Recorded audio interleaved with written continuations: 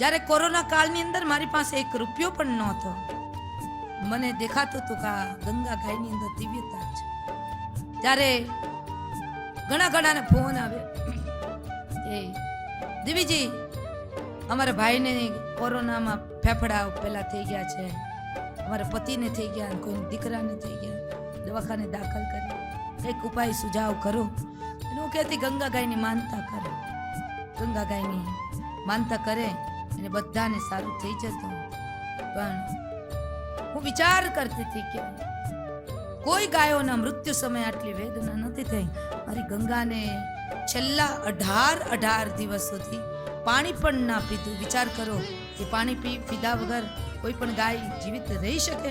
પણ છેલ્લે તો બસ ઇન્જેક્શનની જે પેલી હોય ને એના દ્વારા મોઢામાં પાણી પાવામાં આવતું, પણ છતાં એ પણ ક્યારેક મોંમાંથી કાઢી નાખતી. બહુ અસહ્ય પીડા થઈ.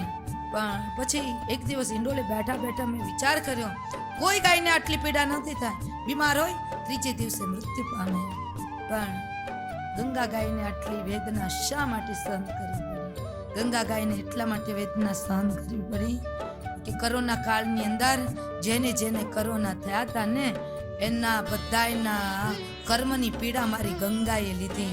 અંતે બહુ એને વેઠી.